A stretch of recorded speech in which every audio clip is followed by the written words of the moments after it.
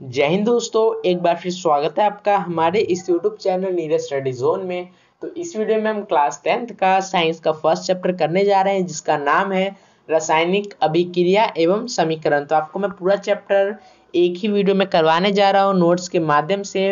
हर एक टॉपिक को इसमें इंक्लूड करा गया है, तो वीडियो को एंड तक जरूर देखिए, आपका पूरा चैप्टर एक ही वीडियो में क्लियर होने वाला है। तो चलिए हम फर्स्ट टॉपिक की तरफ चलते हैं।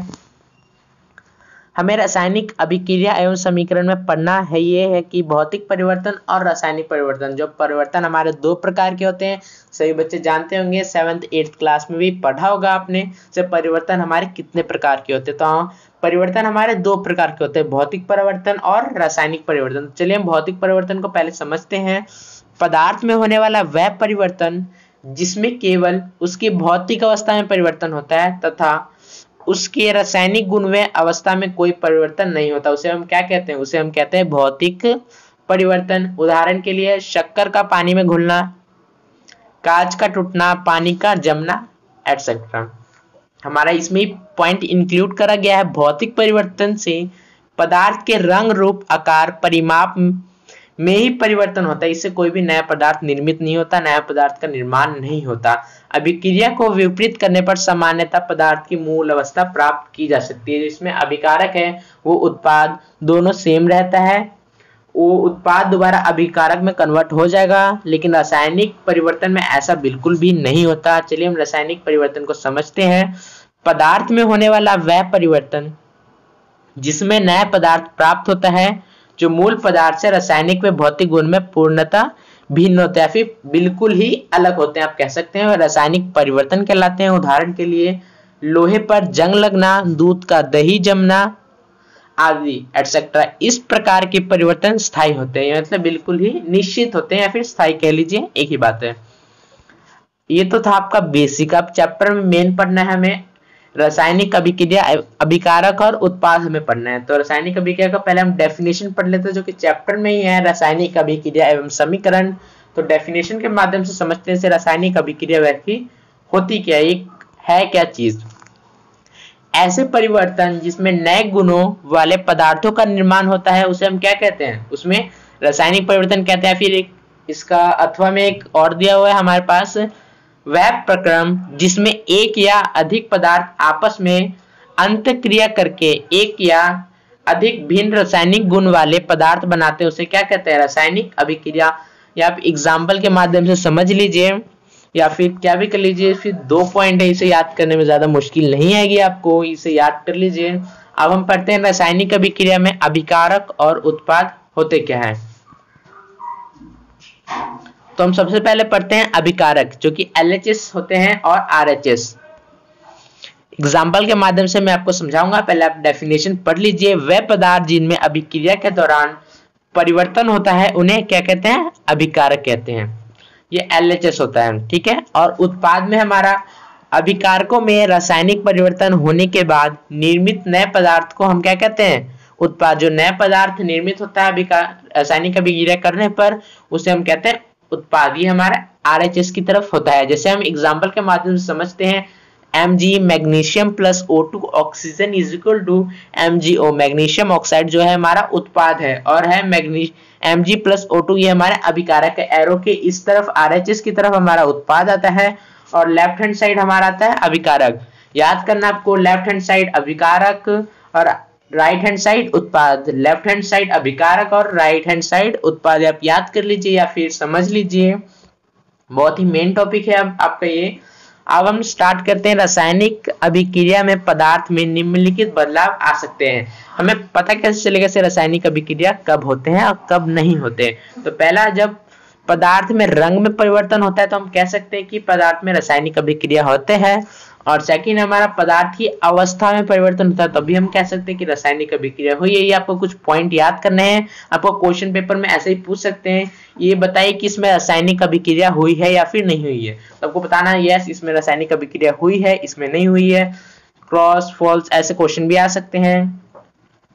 ताप ऊर्जा में परिवर्तन, ऊर्जा का अवशोषण, ऊर्जा का अवशोषित करना, या फिर ऊर्जा मुक्त होती है। जिस अभिक्रिया में ऊर्जा निकलती है, यहाँ पे जैसे एग्जांपल के माध्यम से आप समझ सकते हैं, CH4 गैस की फॉर्म में है, O2 यहाँ पे गैस की फॉर्म में है, is equal to CO2 plus में 2H2 प्लस में ऊष्मा, इसमें ऊष्मा का उत्सर्जन होता है, ऊष्मा निकलता है, इसमें ऊष्मा का निर्माण होता है। हमारा एक और पॉइंट है गैस का मुक्त होना है, आप कह सकते हैं गैस का निकलना, कुछ भी कह लीजिए आप, आपको जैसा इजी लगे उस माध्यम में आप समझिए, जैसा कि ये नहीं है जैसा मैं कहूँ उसी माध्यम में आपको पूरा रटना है, आप अपने तरीके से भी याद कर सकते हैं। CaCO3 कैल्शियम कार्बोनेट को जब ऊष्मा देते हैं तो ये वियोजित हो जाता है, मतलब ये अलग अलग पदार्थ में टूट जाता है, कैल्शियम ऑक्साइड और कार्बन डाइऑक्साइड में, इसमें कार्बन डाइऑक्साइड गैस निकलती है। फिर यहाँ पे लिखा हुआ है गैस का मुक्त होना, मतलब कार्बन डाइऑक्साइड गैस निकलती है, कोई भी प्रकार की गैस निकल सकती है। तो ये एक एग्जाम्पल है, अब कुछ भी आ सकता है, एनीथिंग, जैसे साइंस में चैप्टर में से भी कुछ दे सकते हैं या फिर अलग से भी दे सकते हैं, आपको टॉपिक को समझना ही से है क्या, इसमें गैस निकल रही है तो इसमें गैस का मुक्त होना, ये भी हाँ ये भी रासायनिक अभिक्रिया का एक तरीका है, ये आपको पूरा यही है। यहाँ पे लिखा हुआ है रासायनिक अभिक्रिया में पदार्थ में निम्नलिखित बदलाव आ सकते हैं। आपको जब भी कोई रासायनिक अभिक्रिया होगी तो आपको ऐसे पता चलेगा अगर किसी पदार्थ में, पदार्थ के रंग में परिवर्तन हुआ तो हाँ इसमें रासायनिक अभिक्रिया हुई है, पदार्थ की अवस्था में परिवर्तन होता है, जैसे यहाँ पे है H2O लिक्विड जल की फॉर्म में है और H2O बर्फ ठोस हो गया, तो इसमें भी हाँ रासायनिक अभिक्रिया हुई है। हमने कहाँ तक पढ़ लिया था, गैस का मुक्त होना, यहाँ तक हमने पढ़ लिया था। नेक्स्ट हमारा टॉपिक है ध्वनि व प्रकाश की उत्पत्ति, इसे आप ना भी पढ़िए तब भी चलेगा, आपका गैस का मुक्त होना यहीं तक आपका सिलेबस में है। और हमारा एक और पॉइंट है अवक्षेप का बनना, ये आपका इंपॉर्टेंट है, सिल्वर नाइट्रेट AgNO3 AQ की फॉर्म में है प्लस NaCl ये भी AQ की फॉर्म में is equal to AgCl plus में NaNO3 सोडियम नाइट्रेट, ये अवक्षेप का निर्माण होना, ये भी आपका इंपॉर्टेंट है। ध्वनि व प्रकाश की उत्पत्ति, ये वाला आप छोड़ भी सकते हैं, कोई फर्क नहीं पड़ेगा, या फिर आपका मन करे याद भी कर सकते हैं, आपकी मर्जी, आप इसका स्क्रीनशॉट भी ले सकते हैं, नहीं तो मैं आपको वीडियो के एंड में बताऊंगा से आप इसका PDF कैसे प्राप्त कर सकते हैं। तो चलिए हम नेक्स्ट टॉपिक समझते हैं, रासायनिक समीकरण समझते हैं।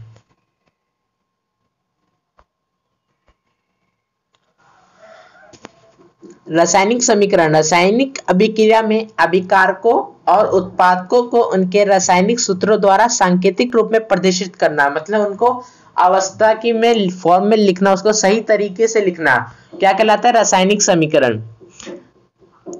2PbNO3 लेड नाइट्रेट, PbNO3 को क्या कहते हैं हम, लेड नाइट्रेट को जब हम हीट देते हैं तो ये वियोजित हो जाता है, 2PbO प्लस में 4NO2 प्लस में O2 में ये वियोजित हो जाता है। तो इसको एरो का निशान आप देख सकते हैं ऊपर की तरफ है, इसमें भी ऊपर की तरफ है, ये आपको सही तरीके से लिखने का एक तरीका है। आप नीचे समझ सकते हैं क्या होते हैं ये सब, अभिकारकों और उत्पादकों की भौतिक अवस्था में निम्न रूप से दर्शाते हैं। आप पूरा ये 8th क्लास 9th क्लास में पढ़ चुके होंगे। ठोस के लिए हम S का यूज करते हैं सॉलिड, और द्रव के लिए लिक्विड L, और गैस के लिए G से रिप्रेजेंट करते हैं, और जलीय के लिए एक नया फॉर्म आया आपका 10th क्लास में आपने सुना होगा AQ, AQ क्या होता है, एक्वस होता है, एक्वस इंग्लिश में इसे हम कहते हैं एक्वस।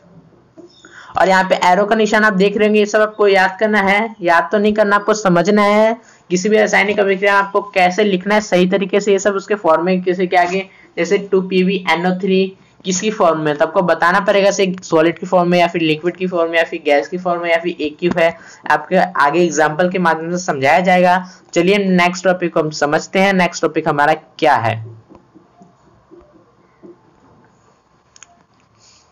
पेज में पढ़ना है रासायनिक समीकरण कितने प्रकार के होते हैं, तो निम्न प्रकार के होते हैं। पहला हमारा है संतुलित रासायनिक समीकरण जो पूरा बैलेंस होता है, और असंतुलित समीकरण जो बैलेंस नहीं होता।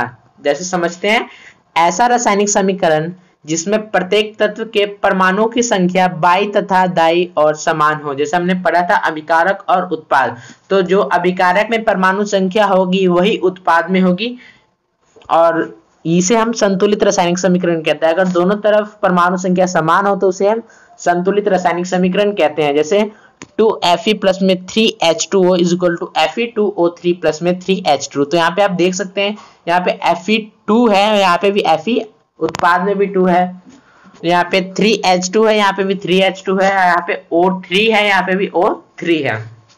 ये तो था हमारा संतुलित रासायनिक समीकरण। और सेकंड है हमारा असंतुलित रासायनिक समीकरण। आपको पेपर में ऐसे भी दिया जाता है, ये असंतुलित समीकरण है, इसे संतुलित कीजिए, पूरा बैलेंस कीजिए।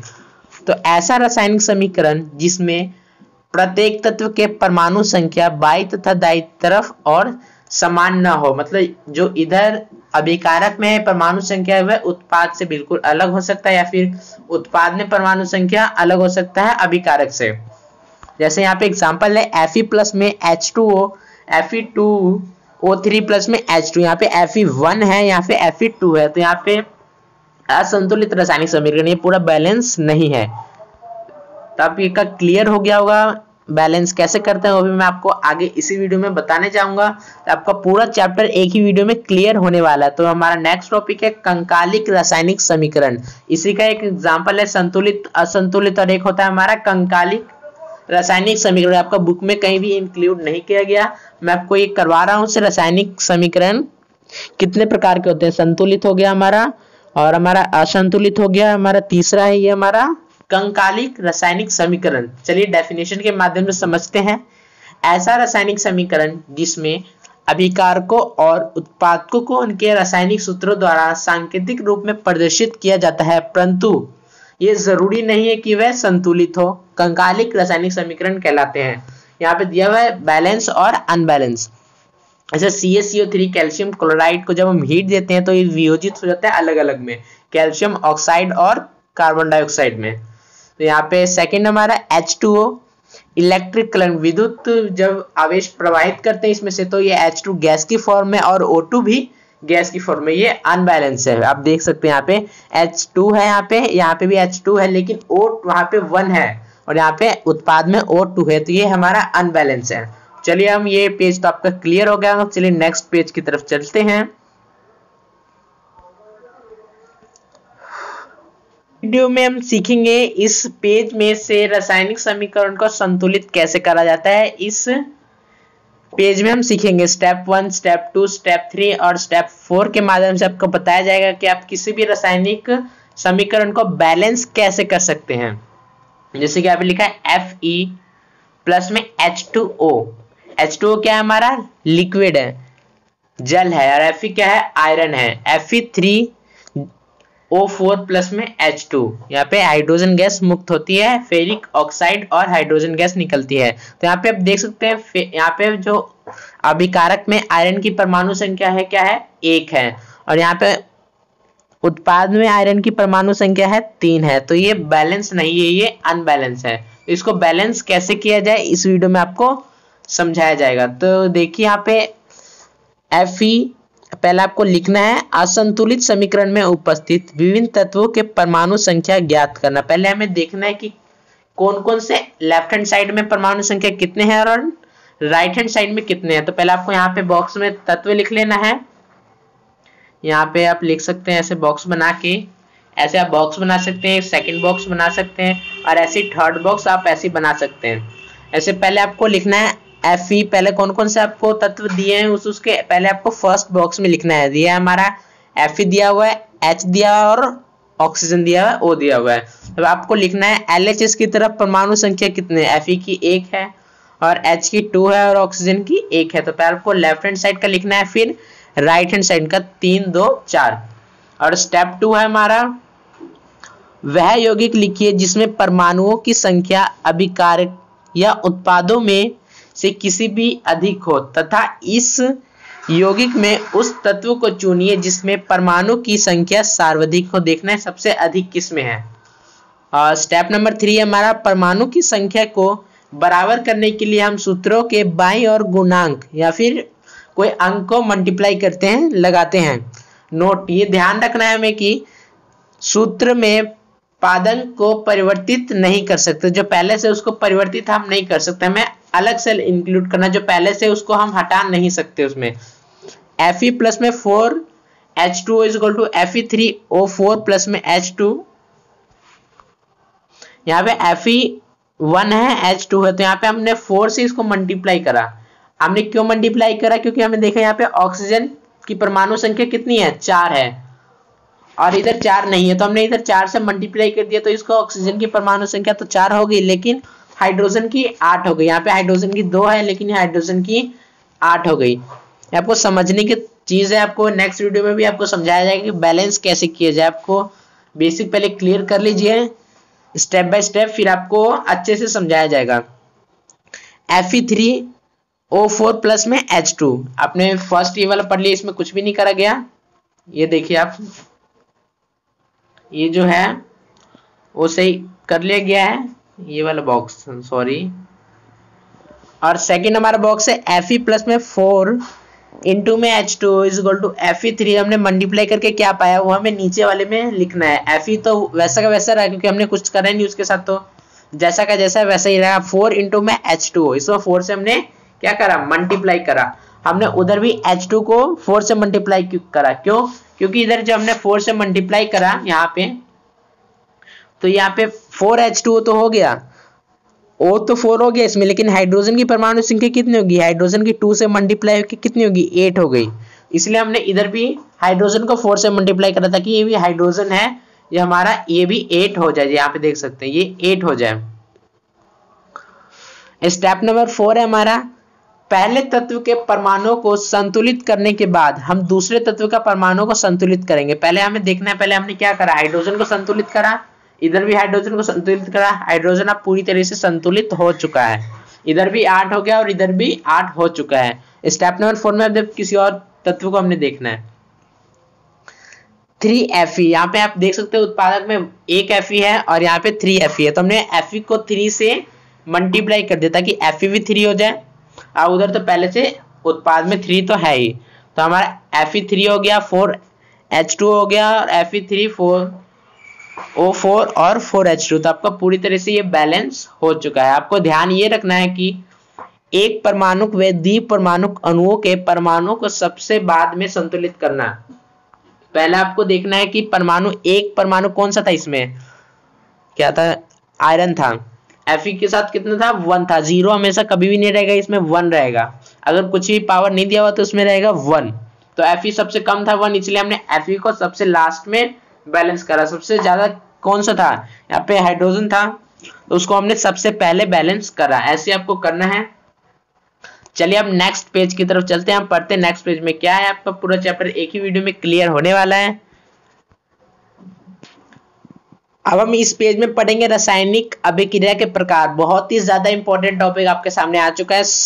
पहला है हमारा संयोजन। संयोजन को हम क्या कहते हैं, योगात्मक भी कह सकते हैं, संगठन भी कह सकते हैं। संयोजन का मतलब ही होता है मिलजुल कर एक साथ, और योगात्मक का भी मतलब यही होता है। आप इसका 3 तरीके, आप कुछ भी कह सकते हैं। हाईलाइट में कर देता हूं एक बारी।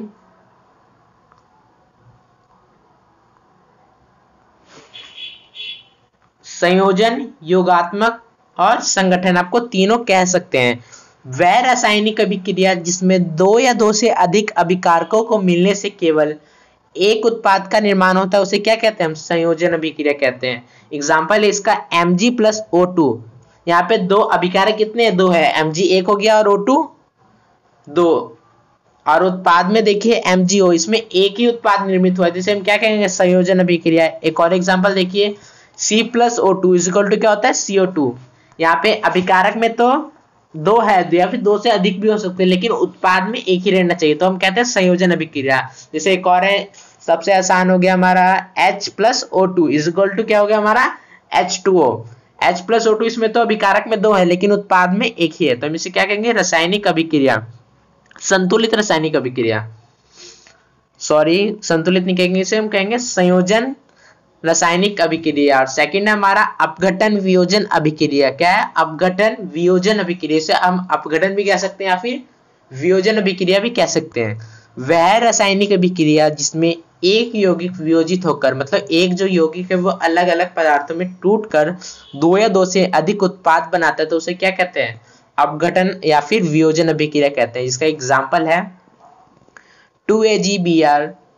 जब हम सूर्य का प्रकाश इसके ऊपर डालते हैं तो ये वियोजित हो जाता है, मतलब अलग अलग पदार्थों में टूट जाता है। जैसे Ag अलग हो जाता है, ब्रोमाइड अलग हो जाता है।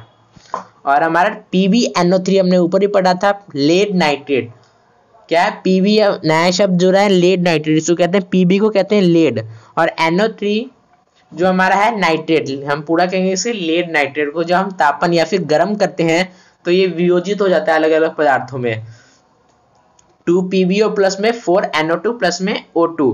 लेड ऑक्साइड पीला अवक्षेप बनता है और भूरी गैस उत्सर्जित होती है। इसमें कह सकते हैं कौन सी ऐसी अभिक्रिया है जिसके अंदर पीला अवक्षेप बनता है, तो आप कहेंगे लेड नाइट्रेट को जब हम तापन करते हैं तो फिर पीला अवक्षेप का निर्माण होता है। क्वेश्चन के तरीके अलग अलग हो सकते हैं लेकिन आंसर आपका इसी में से आएगा। हमारा नेक्स्ट पेज पे हम पढ़ने जा रहे हैं अपघटन वियोजन अभिक्रिया 3 प्रकार के होते हैं। हमने तो पढ़ा संयोजन अभिक्रिया और वियोजन अभिक्रिया। पढ़ने वियोजन अभिक्रिया के प्रकार। वियोजन अभिक्रिया भी 3 प्रकार के होते हैं। ऊष्मीय अपघटन को सबसे पहले हम पढ़ते हैं। वह अपघटन अभिक्रिया जिसमें एक यौगिक ऊष्मा द्वारा वियोजित होकर टूट कर 2 या 2 से अधिक उत्पाद बनाता है उसे ऊष्मीय अपघटन अथवा तापीय वियोजन अभिक्रिया कहते हैं। वही एग्जांपल इसमें भी इंक्लूड करा गया है। 2PbNO3 क्या है? Lead nitrate. क्या है ये? लेड नाइट्रेट को जो हम गर्म करते हैं तो ये लेड ऑक्साइड पीला अवक्षेप बनाता है प्लस में 4NO2 प्लस में O2। तो ये ऊष्मीय अपघटन का एक प्रकार हो गया। हमारा विद्युत वियोजन या फिर वैद्युत अपघटन अभिक्रिया क्या है? तो वह अपघटन अभिक्रिया जिसमें यौगिक विद्युत द्वारा वियोजित होकर, विद्युत की सहायता से, ये ऐसे वियोजित नहीं हो सकती, वह विद्युत की सहायता से ही वियोजित होगी, उसे हम क्या कहते हैं? विद्युत वियोजन अभिक्रिया कहते हैं। जैसे 2H2O लिक्विड की फॉर्म में है is equal to 2H2 gas की फॉर्म में प्लस में O2।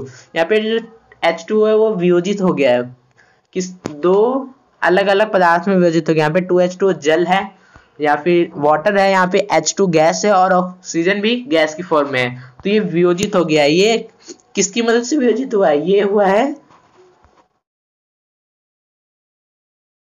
विद्युत अथवा वैद्युत अपघटन अभिक्रिया।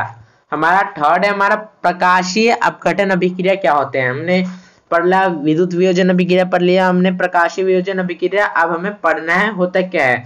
वह अपघटन अभिक्रिया जिसमें एक यौगिक प्रकाश द्वारा वियोजित होकर 2 या 2 से अधिक उत्पाद बनाता है उसे प्रकाशीय अपघटन अथवा प्रकाशीय वियोजन अभिक्रिया कहते हैं। आपको इसमें देखना ये है कि वियोजन अभिक्रिया का ये एक प्रकार है, तो इसमें सभी एकल उत्पाद टूट कर अलग अलग उत्पाद में निर्मित होंगे। समझ गए?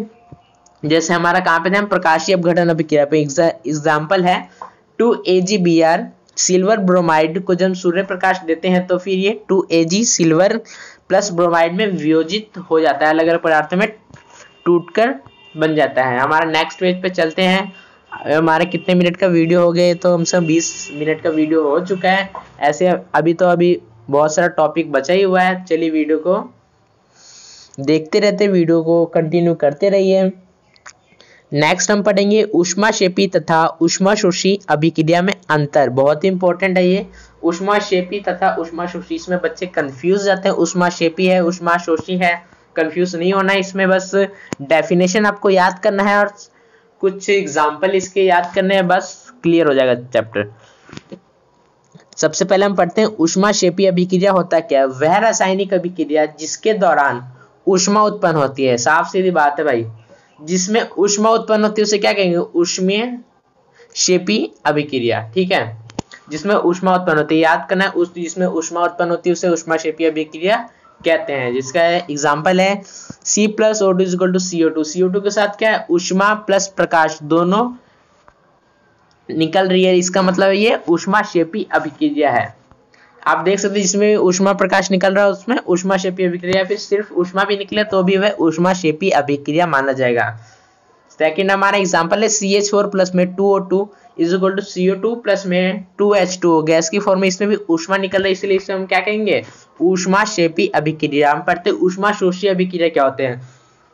वह रासायनिक अभिक्रिया जिसके दौरान ऊष्मा अवशोषित, इसमें साफ साफ दिया ऊष्मा शोषी, शोषी का मतलब होता है अवशोषित करना, तो वह रासायनिक अभिक्रिया जिसके दौरान ऊष्मा का अवशोषण होता है तो उसे हम क्या कहते हैं? तथा अथवा इसके आगे भी इंक्लूड करा गया तापन घटता है उसे ऊष्माक्षेपी अभिक्रिया। इसमें तापन घटता है, इसमें बढ़ता नहीं है, इसमें क्या होता है? घटता है, इसमें ऊष्मा का जो पावर होता है वो कम हो जाता है। CaCO3 कैल्शियम कार्बोनेट को जब हम ऊष्मा देते हैं ये वियोजित हो जाता है, ये अलग अलग पदार्थों में टूट जाते हैं, जैसे CaO प्लस में CO2 कैल्शियम ऑक्साइड और कार्बन डाइऑक्साइड में ये वियोजित हो जाता है। और हमारा ये लेड नाइट्रेट वाला बार बार आ रहा है, ये हमारा बहुत ही ज्यादा इंपॉर्टेंट है, ये आपको जरूर याद करना है। 2PbNO3 लेड नाइट्रेट को जब हम गर्म करते हैं तो ये लेड ऑक्साइड और 4NO2 भूरी रंग की परत चढ़ जाती है इस पे, और ऑक्सीजन लेड नाइट्रेट का पीला अवशेष बनता है। पहले ही मैंने आपको बताया था, इंपॉर्टेंट है ये, इसे रट लीजिए या फिर कुछ भी कर लीजिए, आपको याद करना ही है। समीकरण तो आपको रटने ही पड़ेंगे, बाकी डेफिनेशन आप याद कर लीजिए। अभी समीकरण कैसे भी करके याद करना बहुत ही ज्यादा जरूरी है, पेपर में आपका समीकरण तो साथ में जरूर ही पूछा जाएगा, कुछ पूछे ना पूछे आपको समीकरण दे देंगे, बोलेंगे किस का उदाहरण है, किस अभिक्रिया का ये उदाहरण है, तो आपको लिखना ये ऊष्माक्षेपी का उदाहरण है, संयोजन अभिक्रिया का उदाहरण है, ये वियोजन अभिक्रिया का उदाहरण है, आपको ये लिखना है। चलिए हम नेक्स्ट पेज पे चलते हैं। नेक्स्ट पेज पे हमारा पढ़ना है ऊष्माक्षेपी अभिक्रिया के दौरान हमें पता कैसे चलेगा से ऊष्माक्षेपी अभिक्रिया हुई है या फिर नहीं हुई है। तो ये एग्जांपल दिए हुए हैं, इसको कंटिन्यू करते हैं। इसमें हमारा फर्स्ट है, जब कैल्शियम ऑक्साइड या अन्य बुझे हुए चूने को जल के साथ मिलाया जाता है या फिर क्रिया कराई जाती है तो ऊष्मा उत्पन्न होती है, जिसके कारण तापमान बढ़ जाता है, जिसके कारण हीट जो प्रोड्यूस होती है वो बढ़ जाता है। जैसे हमारा एग्जांपल है CaO प्लस में H2O is equal to CaOH2 calcium hydroxide, ये AQ की फॉर्म है, ये अभिकारक में अनबुझा हुआ चूना है और उत्पाद में ये बुझा हुआ चूना है। तो आपको याद करना पड़ेगा, इक्वेशन तो आपको सबकी याद करनी ही पड़ेगी। हमारा सेकंड है, बहुत ही ज्यादा इंपॉर्टेंट है, हर बारी पेपर में पूछा जाता है, शोषण एक ऊष्माक्षेपी अभिक्रिया है, इसको समझाइए। तो कैसे शोषण एक ऊष्माक्षेपी अभिक्रिया है, तो इसको 4 लाइन का डेफिनेशन याद करना पड़ेगा। पाचन के दौरान कार्बोहाइड्रेट ग्लूकोज में बदल जाते हैं। क्या होता है, जब हम खाना खाते हैं, भोजन ग्रहण करते हैं, तब पाचन क्रिया जब होती है तो वह भोजन जो हमारा है, आलू या फिर ब्रेड के पीस कह सकते हो, कार्बोहाइड्रेट में वियोजित हो जाती है, फिर कार्बोहाइड्रेट में बदल जाते हैं। और श्वसन के दौरान जो श्वसन क्रिया होती है हमारी, उसके दौरान इसी ग्लूकोज के साथ जब ऑक्सीजन संयोग या फिर संयोजन ऑक्सीजन की जब अभिक्रिया होती है इस ग्लूकोज के साथ, तो हमारे शरीर में ऊर्जा प्रोड्यूस होती है। तो उसे हम क्या कहते हैं, शोषण भी एक ऊष्माक्षेपी अभिक्रिया है। क्यों? क्योंकि शोषण में जब अभिक्रिया होती है तो ऊष्मा उत्सर्जित होती है, ऊर्जा उत्सर्जित होती है, इसलिए हम कहते हैं शोषण भी एक ऊष्माक्षेपी अभिक्रिया है। इसका एग्जांपल है C6H12O6 प्लस में 6O2 is equal to 6CO2 plus में 6H2O प्लस में ऊर्जा। एक बार और सुन लीजिए, C6H12O6 प्लस में 6O2 is equal to 6CO2 plus में 6H2O प्लस में ऊर्जा। आपको ये याद करना पड़ेगा, बाकी तो आप डेफिनेशन को आप याद ही करिए या फिर इक्वेशन को रख लीजिए, कैसे भी कर लीजिए, आपको चैप्टर समझ में नहीं आएगा जब तक आप इसे नहीं याद करेंगे। बिना याद करे आप बोलेंगे आपने पढ़ा तो दिया लेकिन चैप्टर तो हमें समझ ही नहीं आया। जब तक आप इस चीज को याद नहीं करोगे ना, जब तक आपको सब पे समझ ही नहीं आएगा, जब तक कोई भी पढ़ा दे आपको चैप्टर आपको समझ में आएगा ही नहीं, जब तक आप खुद से याद करने की कोशिश नहीं करोगे। थर्ड है हमारा, घरों में खाना बनाने के लिए प्रयुक्त LPG, जो हमारा गैस का सिलेंडर होता है, इंडियन गैस होता है हमारा, मेरे पास भी है इंडियन गैस ही है मेरे पास भी। प्राकृतिक गैस का जलना भी एक ऊष्माक्षेपी अभिक्रिया। जैसे हम प्राकृतिक गैस को CNG संपीड़ित प्राकृतिक गैस को हम जलाते हैं तो वो भी एक ऊष्मा प्रोड्यूस करते हैं। तो उसे हम क्या कहते हैं, जिसमें ऊष्मा प्रोड्यूस होगी ना, उसे हम कहेंगे ऊष्माक्षेपी अभिक्रिया। ठीक है, जैसे इसका एग्जांपल है C3H8, यहाँ पे प्रोपेन है। आप 4th चैप्टर में आप चाहेंगे तो बताना कमेंट सेक्शन में से 4th चैप्टर का वीडियो बनाना है या फिर नहीं बनाना, मैं आपको पूरा चैप्टर करवा दूंगा आप चाहेंगे तो। C6H8 क्या है, प्रोपेन प्लस में 5O2 is equal to 3CO2 plus में 4H2 प्लस में ऊष्मा। इसमें क्या हो रही है, ऊष्मा इंक्लूड हो रही है, तो इससे क्या कहेंगे, ऊष्माक्षेपी अभिक्रिया। यहाँ पे प्रोपेन ऑक्सीजन, क्या है ये, प्रोपेन ऑक्सीजन है, क्या प्रोपेन LPG का मुख्य संगठन है, क्या है, संघटक है। चलिए हमका ये पेज तो क्लियर हो गया, नेक्स्ट पेज की तरफ हम चलते हैं। नेक्स्ट पेज पे हमें पढ़ना है विस्थापन अभिक्रिया। विस्थापन अभिक्रिया भी होते हैं, द्विविस्थापन अभिक्रिया भी होता है। चलिए इस पेज को पढ़ते हैं और पूरा चैप्टर को मैं क्लियर कर दूंगा इसी वीडियो में। वीडियो लंबी हो रही है लेकिन अब वीडियो को बिना स्किप करे देख लीजिए, आपको पूरा चैप्टर एक ही वीडियो में क्लियर होने वाला है। रासायनिक अभिक्रिया जिसमें अधिक क्रियाशील तत्व कम क्रियाशील तत्व को उसके योगी से विस्थापित कर देता है, मतलब उसको विस्थापित का मतलब ये हटा देता है, उसे क्या कहते हैं, विस्थापन अभिक्रिया। जो इसमें अधिक अभिक्रियाशील तत्व है ना, उसमें कम अभिक्रियाशील तत्व को क्या कर देता है, विस्थापित कर देता है। ये हमारा 3rd चैप्टर में आप पढ़ेंगे सक्रियता श्रेणी क्रम, उसमें भी आपको दिया गया, मैं आपको थर्ड चैप्टर का जो हमारा एक टॉपिक है सक्रियता श्रेणी, मैं आपको इसी चैप्टर में करवाऊंगा फर्स्ट चैप्टर में, ताकि आपको क्लियर हो जाए। जैसे हमारा इसका एग्जांपल है Zn प्लस में 2HCl equal to ZnCl2 plus में H2। आप यहाँ पे ध्यान से देखिए, Zn ने क्या करा, H को हटा दिया, H को क्या करा, विस्थापित कर दिया और खुद H की जगह पे आ गया, क्या बना दिया, ZnCl। क्या बना दिया, ZnCl, जिंक क्लोराइड। अब प्लस में क्या, हाइड्रोजन को बिल्कुल ही अलग कर दिया, फिर हाइड्रोजन को हटा दिया, भाई तू जा, हाइड्रोजन को बोला तू जा, और हाइड्रोजन की जगह पे खुद आ गया जिंक क्लोराइड। ठीक है, इसको क्या कहेंगे हम, विस्थापन अभिक्रिया। क्या कहेंगे हम, विस्थापन अभिक्रिया। और एक और एग्जांपल हमारा 2Al प्लस में 3CuSO4 copper sulphate is equal to 3Cu। क्या करा, इसने Cu को विस्थापित कर दिया, एल्युमिनियम जो है उसने Cu को हटा दिया और SO4 के साथ मिल गया, इसे हम कहेंगे विस्थापन अभिक्रिया। समझने की चीजें हैं बहुत ही, केमिस्ट्री तो बहुत ही ज्यादा आसान है, बस आपको समझ आना चाहिए कैसे क्या होता है, कब क्या होता है, और केमिस्ट्री आप समझ जाइए। और हमारा बस ये इक्वेशन होता है ना, वही आपको मुश्किल लगता है और कुछ भी मुश्किल नहीं लगता। मुझे पता है, मैंने भी पढ़ा था कभी, मुझे बहुत ज्यादा मुश्किल लगा था कैसे इसको याद करूँ इक्वेशन को। ZnHCl होता क्या है भाई, आप तो जिंक क्लोराइड, मैं आपको सब कुछ बता रहा हूँ, आपको बस इसको याद करना है। हमारा एक और एग्जाम्पल है Fe प्लस में CuSO4। तो यहाँ पे Fe जो है ना अधिक अभिक्रियाशील तत्व है, किससे, कॉपर से अधिक अभिक्रियाशील तत्व। उसने क्या करा, कॉपर को विस्थापित कर दिया, कॉपर को हटा दिया और खुद कॉपर की जगह पे आ गया, बना दिया फेरिक सल्फेट FeSO4, और कॉपर को अलग कर दिया, बिल्कुल ही अलग कर दिया, कॉपर को अकेला छोड़ दिया। और हमारा एक और एग्जांपल है Ag प्लस में CuNO3। क्या है, कॉपर नाइट्रेट, कोई अभिक्रिया करता ही नहीं है, ये कोई अभिक्रिया करता ही नहीं। अगर आपको क्वेश्चन में दे दे इसके साथ क्या अभिक्रिया, तो लिखना कोई अभिक्रिया ये नहीं करता। आपको कंफ्यूज करने के लिए पेपर में दे दिया जाएगा कभी भी, तो आपको लिखना है कोई अभिक्रिया ये नहीं करता। धातु का अभिक्रियाशीलता क्रम इस प्रकार, आप थर्ड चैप्टर में पढ़ेंगे, लेकिन मैं आपको अभी पढ़ा रहा हूँ। तो धातु की अभिक्रियाशीलता क्रम, पोटेशियम सोडियम, ये आपको क्रम वाइज में लगाना है। सबसे अधिक जो क्रियाशील है उसको सबसे पहले, और सबसे कम है उसको कम करते जाना। तो इसको मैं आपको याद करवाऊंगा। क्या है, जैसे के है, कंचना ने कार मांगी ऑल्टो जेन फरारी, फिर भी क्यों मिली ऑडी सिल्वर।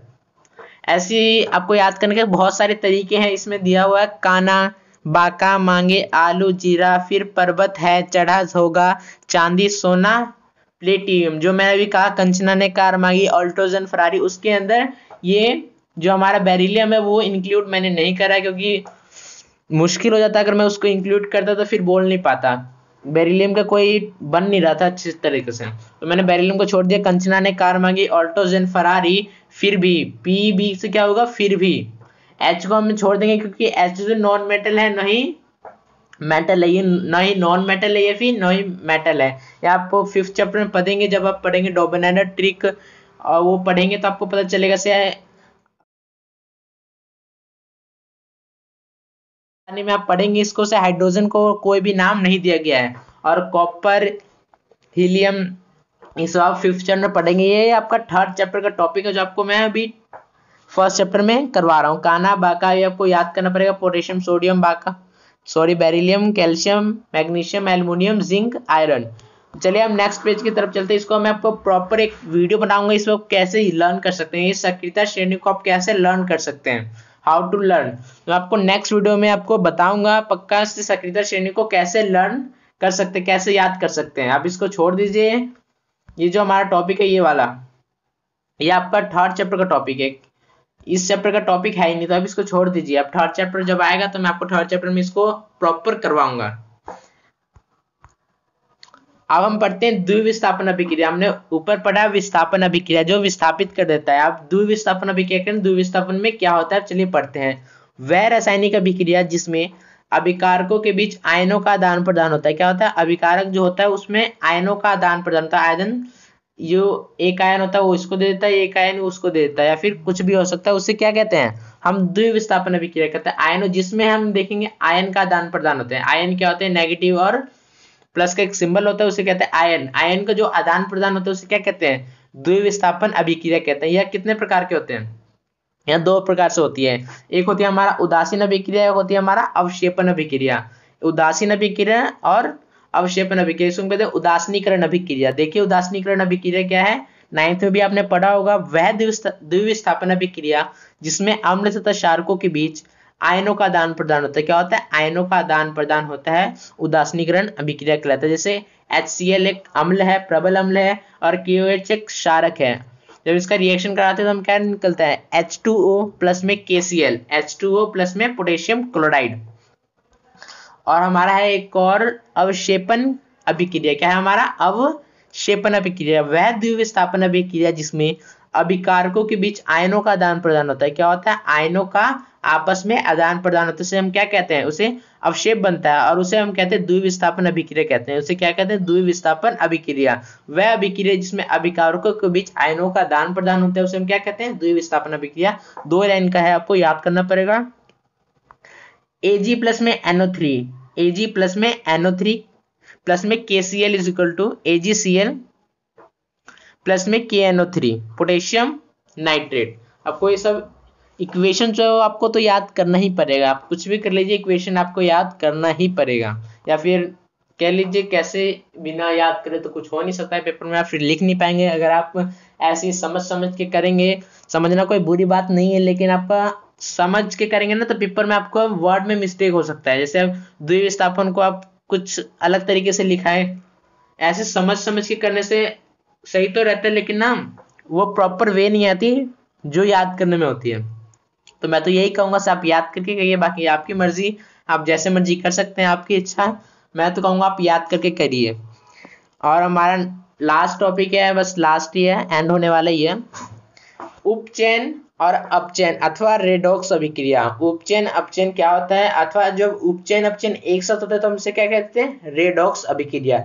चलिए हम एग्जांपल के माध्यम से समझते हैं अभिक्रिया क्या होता है। तो वह अभिक्रिया जिसमें एक अभिकारक का ऑक्सीकरण तथा दूसरे का अपचयन, उसे अपचयन अथवा रेडॉक्स अभिक्रिया कहते हैं। या फिर शॉर्ट वे में आप समझिए, इसे आप काट भी सकते हैं, मैं आपको शॉर्ट तरीका बता रहा हूं, उससे आप कैसे याद कर सकते हैं। वह अभिक्रिया जिसमें उपचयन तथा अपचयन दोनों एक साथ हो उसे क्या कहते हैं हम, रेडॉक्स अभिक्रिया। एक बार फिर सुन लीजिए, वह अभिक्रिया जिसमें उपचयन तथा अपचयन दोनों एक साथ होता है उसे हम क्या कहते हैं, रेडॉक्स अभिक्रिया। ठीक है, चलिए हम अपचयन तथा उपचयन को समझते हैं। अपचयन उपचयन होता क्या है, तो यहाँ पे है अपचयन अभिक्रिया, वह अभिक्रिया जिसमें किसी पदार्थ में ऑक्सीजन की वृद्धि या फिर हाइड्रोजन का ह्रास होता है उसे हम कह देते हैं उपचयन अभिक्रिया। क्या कहते हैं हम, उपचयन अभिक्रिया। एग्जांपल देखिए इसका, 2Mg प्लस में O2 is equal to 2MgO।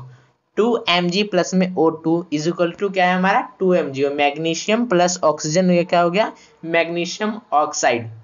यहाँ पे ऑक्सीजन की वृद्धि हुई है तो क्या हमारा होगा, उपचयन अभिक्रिया। क्या होगा, उपचयन अभिक्रिया। क्यों, क्योंकि इसमें ऑक्सीजन का जुड़ना हुआ है, इसलिए हम कहेंगे उपचयन अभिक्रिया। एक और एग्जांपल है, Ag प्लस में H2S, Ag प्लस में H2S is equal to Ag2S plus में H2। यहाँ पे हाइड्रोजन को हटा दिया गया है, क्या, हाइड्रोजन को H के साथ से हटा दिया गया है, इसको भी कहेंगे हम ये उपचयन अभिक्रिया का एक उदाहरण है। क्योंकि हमने ऊपर डेफिनेशन में पढ़ा था, ऑक्सीजन का जुड़ना तथा हाइड्रोजन का हटना क्या कहलाता है, उपचयन अभिक्रिया। तो ये आपका 2 पॉइंट हो गया, ज्यादा नहीं, 2 पॉइंट हर के याद कर लीजिए, हर डेफिनेशन के 2 पॉइंट याद कर ले, काफी है।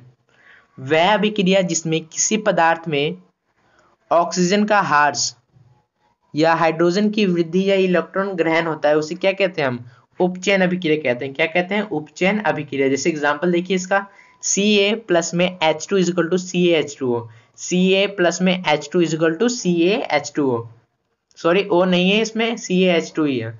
और सेकंड एग्जांपल हमारा CuO, copper oxide plus H2, तो यहाँ पे हाइड्रोजन है वो जुड़ जाता है किसके साथ, ऑक्सीजन के साथ जुड़ जाता है, तो इसे हम कहेंगे उपचयन अभिक्रिया। क्या कहेंगे, ऊपर डेफिनेशन हमने पढ़ा था, उपचयन अभिक्रिया। ठीक है, तो CuO प्लस में H2 is equal to Cu plus में H2O, तो ये हमारा उपचयन अभिक्रिया का उदाहरण होगा। आपको बताऊंगा से PDF कैसे प्राप्त कर सकते हैं वीडियो के एंड में। अब चलिए नेक्स्ट पेज की तरफ चलते हैं और नेक्स्ट पेज को समझते हैं।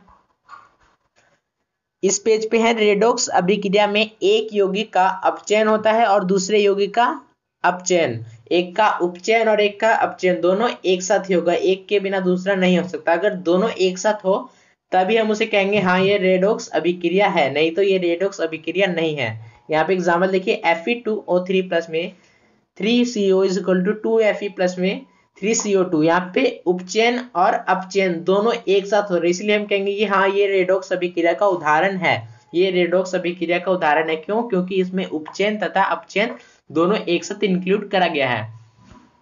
एक और डेफिनेशन देखिए क्या पे है, यहाँ पे रेडॉक्स अभिक्रिया में जिस पदार्थ का उपचयन, जिस पदार्थ का मतलब उपचयन होता है, ऑक्सीकरण होता है, वह उपाचयक कहलाता है। क्या कहता है? अपचायक कहलाता है, सॉरी अपचायक कहलाता है। तथा जिस पदार्थ का उपचयन होता है वह उपाचायक कहलाता है। क्या कहलाता है? उपाचायक। ऑक्सीकरण तथा ऑक्सीकारक, ऑक्सीकरण तथा ऑक्सीकारक कहलाता है। आप नीचे देखिए रासायनिक अभिक्रिया, अपचायक और उपचायक, अपचायक और उपचायक कैसे पता चलेगा? देखिए अब यहाँ पे 2K प्लस में H2 is equal to 2KH, 2K plus में H2 is equal to 2KH। उपचायक में हमारा K है और उपचायक में हमारा H2 है। क्या? अपचायक में हमारा K है और उपचायक में H2 है।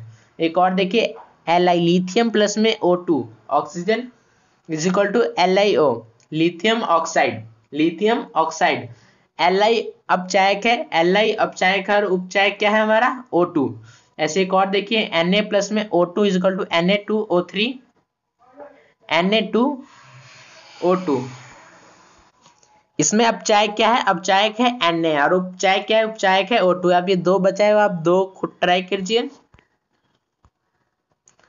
और हम वेरी मोस्ट इंपॉर्टेंट टॉपिक है हमारा, वेरी मोस्ट इंपॉर्टेंट क्या है हमारा? संसारण। चैप्टर के एंड में आ गए हम, वीडियो की एंड भी होने वाली है। बहुत ही लंबी वीडियो बन चुकी है मुझे पता है, लेकिन आपका पूरा चैप्टर एक ही वीडियो में क्लियर हो जाएगा, एक ही वीडियो में क्लियर। जैसा कि मैंने कहा था वीडियो लंबी होगी कोई बात नहीं, लेकिन चैप्टर आपका पूरा क्लियर हो जाएगा। पहला अब हम पढ़ते हैं संसारण क्या है, फिर हम पढ़ेंगे विकृत गंधिता, संसारण फिर विकृत गंधिता, फिर वीडियो को एंड कर देंगे। संसारण टॉपिक को पहले समझते हैं। वह रासायनिक अभिक्रिया क्या है? वह रासायनिक अभिक्रिया जिसमें धातुओं का हवा, नमी, अम्ल आदि की उपस्थिति में धीमा ऑक्सीकरण होता है, उसे क्या कहते हैं? हम संसारण कहते हैं। उसे क्या कहते हैं? संसारण। लोहे की संदर्भ में इसे जंग लगना कहते हैं। क्या कहते हैं? जंग लगना कहा जाता है। लोहे पर भूरे रंग की, चांदी पर काले रंग की और एल्युमिनियम पर सफेद रंग की, तांबे की पीली, पीतल पर, कांस्य पर हरे रंग की परत का जमना क्या कहलाता है? संसारण। क्या कहलाता है? संसारण। संसारण भी बहुत ही इजी टॉपिक है, यहाँ पे मैं आपको इजी फॉर्म में समझा रहा हूं। संसारण का एक और डेफिनेशन सुन लीजिए, वो आपका इससे इजी है, ठीक है। आर्द्रता अम्ल आदि के संपर्क में आती है जब कोई धातु, सिर्फ कह रहे हैं हम धातु की बात हो रही है यहाँ पे, धातु अम्ल, आर्द्रता और ऑक्सीजन के संपर्क में आती है तो वे क्या, उसके ऊपर कमजोर परत चढ़ जाती है, संसारित हो जाती है, उसे क्या कहते हैं? संसारण कहते हैं, ठीक है। अब हम पढ़ते हैं संसारण को बढ़ाने वाले कारक। संसारण कब होते हैं? जब आर्द्रता, जैसे मैंने कहा अभी, आर्द्रता, वायु, धातु की अशुद्धियां, अम्ल, क्षारक, लवण की उपस्थिति, धातु की सतह पर खरोच की उपस्थिति। धातु को जब खराब कर देते हो, संसारित कर देते, धातु को समझ सकते हैं, धातु को खराब कर देते, उसको संसारित कर देते, उसको खराब कर देते हैं। इसके उपाय भी मैं आपको थर्ड चैप्टर में कराऊंगा, धातु को संसारित करने से कैसे बचाएं। या पहले संसारण के उपाय पढ़ लीजिए, फिर अब थर्ड चैप्टर में इसको अच्छे से पढ़ेंगे। संसारण को रोकने के उपाय: यशद लेपन और जस्तीकरण, यशद लेपन और जस्तीकरण। यहाँ पे एक और दिया हुआ है गैल्वेनीकरण, ये आप नए पढ़िए, गैल्वेनीकरण आपका टॉपिक में नहीं है। यशद लेपन और जस्तीकरण पढ़िए, यशद लेपन और जस्तीकरण आप याद रखिए। गैल्वीकरण भी यशद लेपन का ही है, लेकिन अब यशद लेपन और जस्तीकरण ज्यादा पूछे जाते हैं, गैल्वीकरण पूछा बहुत ही कम जाता है, बहुत ही कम, ना के बराबर पूछा जाता है, समझिए आज तक पूछा नहीं गया। यशद लेपन और जस्ते की परत भी चढ़ते हैं, ये भी कहा जाता है इसको, जस्ते की परत चटना। जैसे यहाँ पे लोहे की वस्तुओं पर जिंक की परत, जिंक की परत की बनाने की प्रक्रिया यशद लेपन या जस्तीकरण कहते हैं। जंगरोधी पदार्थ की परत चढ़ाकर, जंगरोधी पदार्थ की परत चढ़ा, जो जंग को नहीं लगाता उस पदार्थ की परत चढ़ाते लोहे के ऊपर, तो वह संसारण होने से बच जाती है। इस संसारण के उपाय है: लोहे की वस्तुओं पर पेंट अथवा तेल की सुरक्षात्मक परत चढ़ाकर जंग लेने से बचाया जा सकता है, क्योंकि पेंट लोहे को नमी व ऑक्सीजन के संपर्क से दूर रखता है तथा जंग लगने से बचाता है। तो ये संचारण के उपाय आपसे पूछा जाएगा तो आप ये पॉइंट लिख सकते हैं, पीडीएफ में आपको प्रोवाइड करूंगा, वीडियो के एंड में बताऊंगा। थर्ड है हमारा विद्युत लेपन। क्या है हमारा विद्युत लेपन? क्रोमोप्लेटिंग, क्रोमियम कह सकते हैं इसे, क्रोमियम की परत चढ़ाकर, ठीक है। तो इस विधि में धातु पर कम अभिक्रियाशील धातु की पतली परत चढ़ा दी जाती है, जिसके कारण नमी व ऑक्सीजन धातु के संपर्क में नहीं आते तथा धातु संक्षारण से बच जाती है। और लास्ट है हमारा मिश्र धातु में बदलकर। क्या? मिश्र धातु। मिश्र धातु उसमें धातु भी होते हैं और धातु दोनों होते हैं, उसको कहते हैं मिश्र धातु। इस विधि में धातु को अन्य धातु से मिश्रित कर दिया जाता है, जैसे लोहे में क्रोमियम कार्बन मिश्रित कर स्टील बनाया जाता है। तो ये हमारे संचारण के उपाय थे। में हम आ चुके हैं, लास्ट टॉपिक हमारा बच्चा है जिसका नाम है विकृत गंधिता। क्या नाम है? विकृत गंधिता। लास्ट टॉपिक को पढ़ना है, फिर आप आराम कर सकते हैं।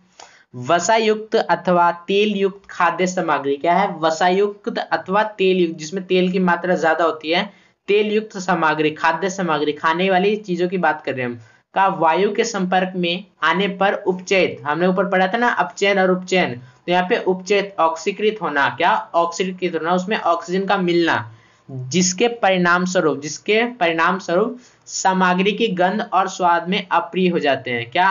जो गंध होता है, और जैसे आपका खाना बनता है तो उसको ऑक्सीजन के संपर्क में खुले में ऐसे छोड़ दिया जाए बाहर तो खराब हो जाएगा ना, तो उसमें गंध, अजीब से एक गंध निकलने लगती है, तो उसे विकृत गंधिता कहते हैं। क्या कहते हैं उसे? हम विकृत गंधिता कहते हैं। तो जैसे हमने संचारण का उपाय पढ़ा था, वैसे हम विकृत गंधिता का भी उपाय पढ़ेंगे, तो इसे कैसे हम ठीक कर सकते हैं। तो विकृत गंधिता रोकने का उपाय है, क्या है इसमें? पहला, प्रति ऑक्सीकारक। क्या है? प्रति ऑक्सीकारक का उपयोग करके, जो ऑक्सीकारक इसमें मतलब बचाने के लिए इसको ऑक्सीकारक मिलाया जाता है, ठीक है। सेकंड है हमारा वायुरोधी पैकिंग द्वारा। जैसे हम चिप्स का पैकेट देखते हैं, चिप्स की पैकेट खराब क्यों नहीं होती? क्योंकि उसमें वायुरोधी गैस होती है, उसमें नाइट्रोजन गैस की मात्रा अधिक होती है, उसमें ऑक्सीजन गैस को निकाल कर उसमें नाइट्रोजन गैस बढ़ा जाता है ताकि वो चिप्स का पैकेट खराब ना हो।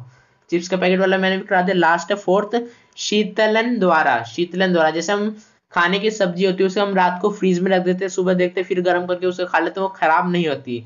जिसके पास फ्रीज नहीं होता वो गर्म बार बार उस सब्जी को गर्म करता है ताकि सब्जी को खराब होने से बचाया जा सके। ठंड में ये सब बहुत कम होता है। क्यों? क्योंकि ठंड के मौसम में अभिक्रिया नहीं करती, ठीक है। और जब गर्मी के मौसम में तो सब्जी जल्दी खराब होती है ठंड के मुकाबले, क्योंकि हम गर्मी में फ्रिज में सब्जी रखते हैं और ठंड में तो पहले से ही बाहर ठंडी है तो उसको फ्रिज में रखने की जरूरत नहीं होती। तो आपका पूरा चैप्टर ये क्लियर हो गया होगा।